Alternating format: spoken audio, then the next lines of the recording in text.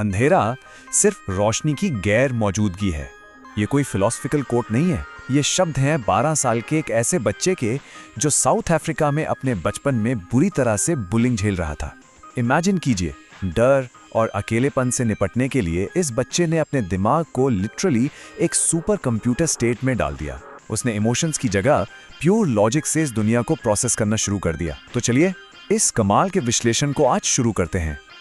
आज हम उस इंटेंस, बिल्कुल किसी सिनेमैटिक मूवी जैसी जर्नी को एनालाइज करने वाले हैं, जहां एक्सट्रीम रेजिलियंस ने एक ट्रॉमेटाइज्ड बच्चे को दुनिया का सबसे अमीर एंटरप्रेन्योर बना दिया। एक ऐसी कहानी जहां बार बार बर्बाद होने के बाद भी राख से एक $400 बिलियन का एम्पायर खड़ा हो गया। ये द फीनिक्स आर्क है। पहला हिस्सा 1. The boy who built worlds. बचपन में ना, सच कहूं तो इस बच्चे की दुनिया किसी नाइटमेयर जैसी थी। एक तरफ पेरेंट्स का डिवोर्स होना और दूसरी तरफ स्कूल में दूसरे बच्चों का उसको सीढ़ियों से गिराकर बुरी तरह पीटना। इस ब्रूटल रियलिटी से खुद को बचाने के लिए उसने साई-फाई किताबों और इंटेंसिव कोडिंग की एक नई दुनिया में पनाह ली। वो अपने दिमाग में ही अलग अलग वर्ल्ड्स बिल्ड करने लगा। इस टाइमलाइन पर ध्यान दीजिए। सिर्फ 10 साल की उम्र में 6 महीने का बेसिक प्रोग्रामिंग वर्कबुक उसने लगातार बिना सोए सिर्फ 3 दिन में पूरा कर लिया। 12 साल की उम्र आते आते उसने ब्लास्टर नाम का एक पूरा वीडियो गेम कोड किया और उसे $500 में बेच भी दिया। प्रोग्रामिंग अब सिर्फ एक एस्केप नहीं था, ये बिजनेस का बिल्कुल पहला स्वाद था। और फिर अपने विजन को बड़ा करने के लिए 17 साल की उम्र में वो बिल्कुल अकेले कनाडा रिलोकेट हो गया। दूसरा हिस्सा 2. Millions one, control lost. America पहुंचने के बाद कॉलेज खत्म करके उन्होंने Zip2 नाम की कंपनी बनाई। दिन रात की क्रेजी कोडिंग चल रही थी। और फिर जब इंटरनेट बूम का वक्त आया, कॉम्पैक्ट ने इसको खरीदा। नतीजा, सिर्फ 27 साल की छोटी सी उम्र में ही उन्हें $22 मिलियन का मैसिव पे आउट मिला। वो चाहते तो लाइफ लॉन्ग आराम कर सकते थे, पर यह तो उनके लंबे सफर का सिर्फ एक छोटा सा कदम था। उनका अगला और बेहद बोल्ड गोल था सदियों पुरानी बैंकिंग इंडस्ट्री को X.com से हिला डालना, जो बाद में पेपैल के रूप में मर्ज हुआ। मर्जर तो इमेंस सक्सेस रहा, लेकिन रियलिटी काफी अलग थी। उनका मैनेजमेंट स्टाइल इतना रूथलेस और डिमांडिंग था कि जरा सोचिए, जब वो अपने हनीमून पर थे तभी उन्हें सीईओ की पोजीशन से निकाल दिया गया। कंट्रोल पूरी तरह से उनके हाथ से चला गया था। हालांकि बाद में पेपैल के बिकने पर उन्हें $180 मिलियन जरूर मिले। तीसरा हिस्सा 3. The space and auto Gamble. यहाँ इनके लाइफ का सबसे दर्दनाक पल आता है जब एक बीमारी के चलते उन्होंने अपने नन्हे से इन्फेंट बेटे को खो दिया। इस असहनीय ट्रॉमा से निपटने के लिए उन्होंने वही किया जो वो बचपन में करते थे, खुद को पूरी तरह से काम में झोंक दिया। उन्होंने 2 ऐसी चीजों पर अपना सब कुछ दांव पर लगा दिया जिसे सब असंभव मानते थे: मार्स पर इंसानी बस्ती बसाना और ऑटो इंडस्ट्री में इलेक्ट्रिक कार्स लाना। मार्स मिशन के लिए वो रशिया से रॉकेट खरीदने गए, पर वहां उनका मजाक उड़ाया गया।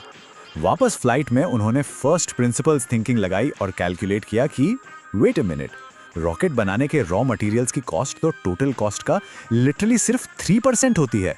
बाकी 97% तो बस पुराने डिजाइन और स्लो मैन्युफैक्चरिंग का खर्चा है। बस यहीं से इन हाउस रॉकेट्स बनाने का सॉलिड आइडिया आया और स्पेसएक्स का ऑफिशियली जन्म हुआ। तो आखिर स्पेसएक्स ने स्लो और एक्सपेंसिव इंडस्ट्री जायंट्स को पछाड़ा कैसे? उनकी स्ट्रेटजी देखिए। उन्होंने डिजाइन और बिल्ड टीम्स को एक ही जगह बिठा दिया ताकि काम जल्दी हो। वर्टिकल इंटीग्रेशन अपनाकर सारे इंजन्स और पार्ट्स इन हाउस बनाए।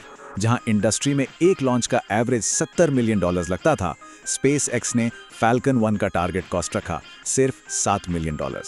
चौथा हिस्सा 4. The brink of रूइन। 2008 का साल, ये एक ऐसा दौर था जब सब कुछ लिटरली तबाह होने वाला था। एक तरफ ग्लोबल फाइनेंशियल क्राइसिस चल रहा था और दूसरी तरफ टेस्ला रोडस्टर की मैन्युफैक्चरिंग कॉस्ट कंट्रोल से बिल्कुल बाहर हो चुकी थी। दोनों की दोनों ग्रैंड विजन्स पूरी तरह से बर्बादी की कगार पर खड़ी थीं। पूरे $100 मिलियन। ये वो स्टैगरिंग और माइंड बॉगलिंग अमाउंट है जो स्पेसएक्स के back to back 3 rocket launch disasters में राख हो चुका था। पैसा तो गया ही, पर उसके साथ साथ कई सालों की उम्मीदें और मेहनत भी उन ब्लास्ट्स के साथ हवा में उड़ गई। टेंशन को थोड़ा समझने की कोशिश कीजिए। पहला लॉन्च, सिर्फ 25 सेकंड में आग लग गई। दूसरा लॉन्च, सेकंड स्टेज फेल हुआ और हवा में स्पिन हो गया। और तीसरा लॉन्च, सीधे मिड एयर एक्सप्लोजन। हर फेलियर के बाद कंट्रोल रूम में सन्नाटा छा जाता। अब उनके पास फंड्स के नाम पर सिर्फ एक आखिरी डू और डाई लॉन्च का पैसा बचा था। खत्म। ऐसे में कोई भी ऑर्डिनरी इंसान हार मान लेता, पर जब कंपनी कैश ब्लीड कर रही थी तब उन्होंने अपनी आखिरी पर्सनल एसेट, यहां तक कि अपनी प्यारी मैक्लारन कार तक बेच दी।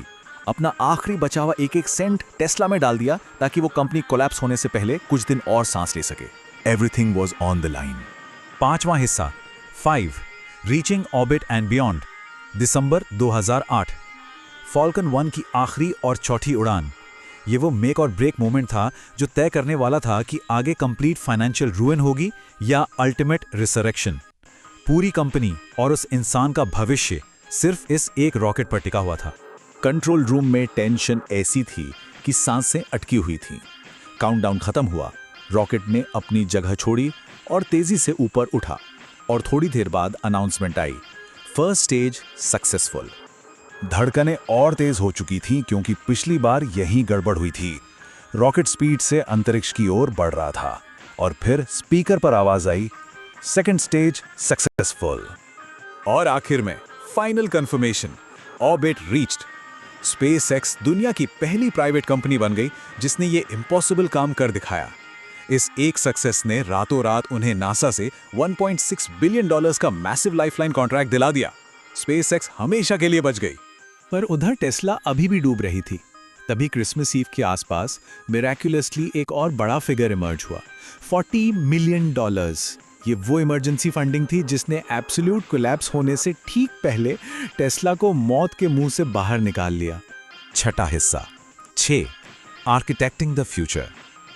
उस मौत की खाई से वापस लौटने के बाद इनोवेशन का एक ऐसा जबरदस्त एक्सप्लोजन हुआ जिसने इस शख्स को आने वाले कल का सबसे बड़ा और रिलेंटलेस आर्किटेक्ट बना दिया।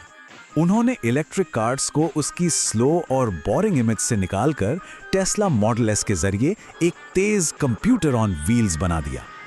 रॉकेट्स जो पहले फेंक दिए जाते थे उन्हें फैल्कन 9 के रूप में रीयूजेबल बना दिया।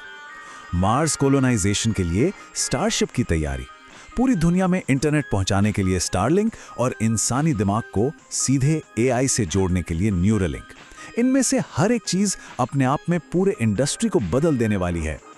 लेकिन जहां एम्पायर $400 बिलियन का हो, वहां लेगेसी काफी कॉम्प्लेक्स और कंट्रोवर्शियल हो ही जाती है। एक तरफ स्पेसएक्स, टेस्ला और XAI जैसी ग्राउंड ब्रेकिंग वेंचर्स हैं, तो ठीक दूसरी तरफ एक्सट्रीम वर्क प्रेशर की शिकायतें, मास लेऑफ्स और प्रेसिडेंट ट्रंप को किए गए $280 मिलियन के पॉलिटिकल डोनेशन जैसी कंट्रोवर्सीज भी हैं। ये हमें दिखाता है कि उनका पावर और इन्फ्लुएंस किस लेवल पर ऑपरेट कर रहा है। और यहीं से हम इस एक आखिरी और बड़े सवाल पर आते हैं, What happens when endless resilience meets unlimited power? जब बचपन के उस डीप ट्रॉमा और फेलियर से निकल कर आई कभी ना टूटने वाली हिम्मत, बेहिसाब वेल्थ और अनलिमिटेड ताकत से मिलती है, तो दुनिया का क्या होता है? ये एक ऐसे व्यक्ति की कहानी है जो फ्यूचर आने का वेट नहीं करता, बल्कि उसे रूथलेसली खुद बनाता है। ये एक्सप्लेनर हमें आज इसी थॉट के साथ छोड़ जाता है। इस बारे में सोचिएगा जरूर।